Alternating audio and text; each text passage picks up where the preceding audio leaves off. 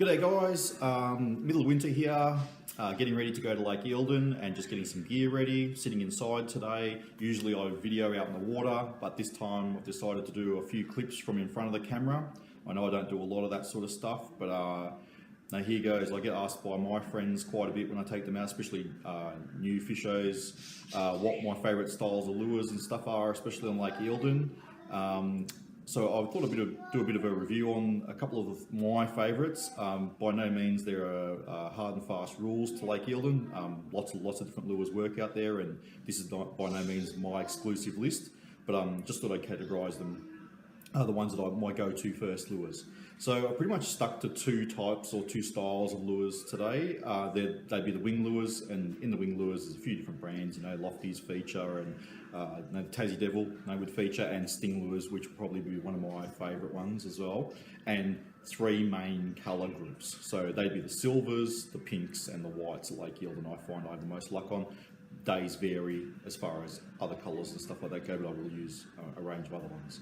So one of my favourites, and I do like these because they're a little bit bigger, so this is a Sting lure. Love this one, love the red dots underneath. Really hard to find these sort of things. I love them because they're a little bit heavier, a little bit bigger, and a slightly different action, but I have had lots of success on those. So that's a lure by Sting Lures. Very similar out of the Lofties and Tassie Devil range. They're almost identical in colour and shape. So same sort of colour pattern as the Lofties. Sorry, as the Sting. It's the green with the red, and on top with the black. Had some really nice fish on these. Really great lure. And plain old boring, straight silver. It's boring but effective. Just does really well. So they're my three main ones in the silver colour pattern. Any variations of those with a bit of silver on it go well. Now, moving on to pink colour lures. Anyone who talks about Eildon will talk about this one. Number 55, pink Tassie Devil. It's written everywhere, every magazine mentions it. It's just a good go-to. Moving on from there, I love this one. Just a straight pink. It's luminous. I don't know how luminous it gets. As far as like going down deep and stuff like that, I do use paravanes and downriggers, which I might do a video on down the track. But as far as luminous goes, I don't really pay too much attention to that. It's just a good vibrant colour. And this one is from the Sting range as well. A little bit bigger, you can see the shape on it. They've got the pink head on it and silver tail, so it's kind of a cross between the silver and the pink, which is just makes sense, I guess, to do that. A couple of years in a row, I had quite a lot of success on this lure. Haven't had in recent years. Doesn't mean it's not good. But this one's the same sort of thing. It's a mixture between a few. It's got like a kind of a black on top, a pink in the middle, and a silver on the bottom. Just a good all-round lure as far as a few seasons went. And then for whatever reason, I don't know why they dropped off. I do love whites at Eildon. The white colours just seem to be effective. Both down deep. I find that the lures that are deep behind the paravane or the downrigger, the white seems to be the most effective for me anyway. So for those, got a Sting lure and just plain old boring basic white. Then there's this one's written about a lot as well. This is the Tassie Devil Clown. Just a great lure. I love this one down at Purrumbete as well. Same with all the white lures, white and silver down at Purrumbete and Bullimero. Just great lures. This one's a luminous one, glows in the dark.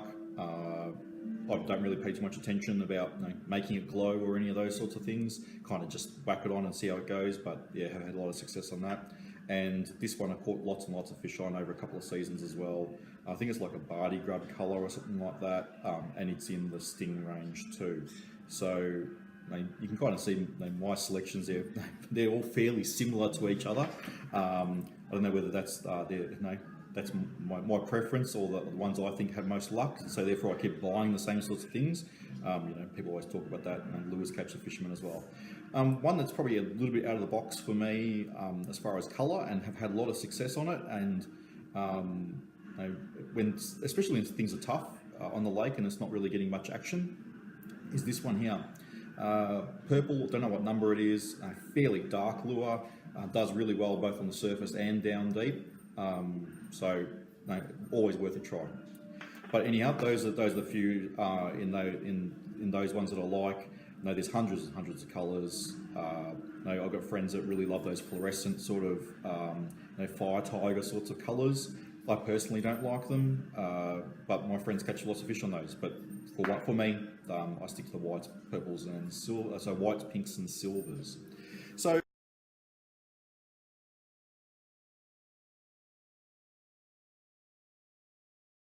moving on from there, used to fish primarily Tassies, mainly due to cost. But as I've progressed with fishing, Rapala is just a name you can't go past. They've got lots and lots of colours, lots of styles, probably more than any other company out there. Just a great lure, especially for trout fishing in Lake Eildon.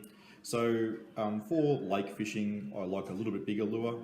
For the rivers, I don't mind the kind of 3s and 5s as far as sizes go, especially around like king parrot, those sorts of golden river and stuff like that. But in the lake, I like to go a little bit bigger, try to tempt out a few of those little bit bigger fish. So I pretty much stick to 3 colours with those. The colour ranges are pretty much around the trout patterns, either rainbow or brown trout. I prefer brown trout. Then there's the perch sort of colours, and your green with your fluorescent orange, yellow sort of thing, and then some of the mixtures of in-betweens, like the steelhead, I think is the colour for the other ones.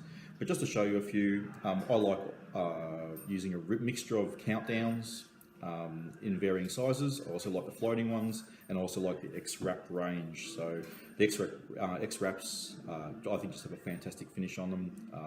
Personally, they don't work any better, I don't think, than the others, but they just look great in the water. They look so realistic. So probably my first go-to lure would be this one. It's a brown trout. So realistic in the water. This one's a countdown model. I'll use them in floating. I'll use them in the suspending as well. Just a great lure. From there, now this one's called like a spotted dog, but this one's actually been made by myself. Not the lure, but the coloration. There was a time where you couldn't get these in spotted dog manufactured, so now you can, and recommend those ones by any means. They're a great lure in Eildon. But for me, I just bought some gold ones and used some nail polish and some textures and stuff like that, and just added spots to a gold one. Effectively looks the same sort of thing. Have had good luck on those. But yeah, by all means, go out and buy the manufactured one. And this last one, that sort of that green, bright orange pattern just goes well. And all those 3 are in countdowns. You'll notice on ones that I use regularly, I do take off the split ring at the front and tie a loop knot. I find them a little bit more luck with those as far as like line not getting caught in split rings and so on. So you'll see on this one here, it has a split ring. Before that one gets fished, split rings for me will come off. So moving on from there, and those are all in the size 7 size range, so 7 centimetres. I use 7s, 9s and 11s in Eildon. Some of you might think 11's getting pretty big, but you see a big trout and they've got no dramas in taking a size 11, and some of the small trout get a bit greedy too, so they'll even go for those. But same coloration, so this one's an 11 here. Brown trout, got it in your perch sort of colour. This one, I like this one. I never used to fish it a lot. This is the steelhead, same sort of colour as the perch, but with more blue on top. Just done really well on it. It seems to fire them up a little bit. And this one's a smaller one, so this is a size 7 again in the perch. Now, moving on to the last range is the X-Wrap stuff. I love the coloration on these. Just realistic in the water. They just look great. So, you can see that little shine to them and so on. Some of them come without feathers, some come with feathers. This is the first time I've bought the countdown models of these. I've never really seen them before, but they're around and you can grab those at the moment. So for trawling and casting, I do both of those with these. I mainly cast the Rapalas. So I love that one. Same sort of thing. This one's got the feathers. Some people cut the feathers off. I kind of just leave them until the feathers fall off or the trout wrecks them and so on. But hooks are usually pretty good for those. So in that one, this one's the same sort of thing in that kind of brook trout sort of colour. And the last one, I can't think what these ones are called, but bit fatter, bit bigger diver. Caught some beautiful, bigger size, bigger model trout on these. However, probably don't get as many on that one. But just look at the shine on those, and a bit transparent, translucent. Just a great lure. Had lots of luck with yellow belly on those as well, and also we're not going for cod, but cod do love these ones too. They're beautiful lure for the casting in the snags and stuff like that. But generally, when I go cod fishing, and I'll do some more reviews on lures for them, I would fish lures that are more probably targeted towards cod, bigger models definitely. So as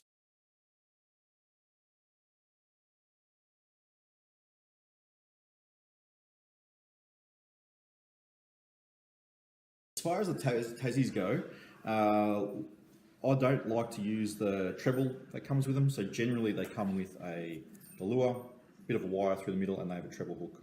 I just get rid of those. I usually cut the wire off and keep the trebles to fix reparlers and stuff like that when they get broken, because they are fairly light gauge hook. But what I do like to do is run the line straight through, and there's a million articles on there, there's a million different videos on that sort of stuff. Run a bead through the line up to a bead, as you can see there. I use red ones. There are glow-in-the-dark green ones. I haven't really found one works better than the others. And then as far as hooks go, I don't mind these sort of hooks. They've got a big eyelet. These ones are the ones that come with the sting lures. They're my favourites. There's also a range of smaller model ones that come with different other ones. Same sorts of thing though. Those straight eyelet, just tie straight to the line, just a simple uni knot. And if you want to get a little bit fancier, I don't really use these too much, but kind of like a fly, I guess, with a split ring added to it. I think one of the lure companies, probably was Sting at the time, used to make these. They might help if things get a little bit tough or so on, but I have a few because, like probably many of you out there, I'm addicted to buying lures and using lures, but that's kind of where that got to anyway.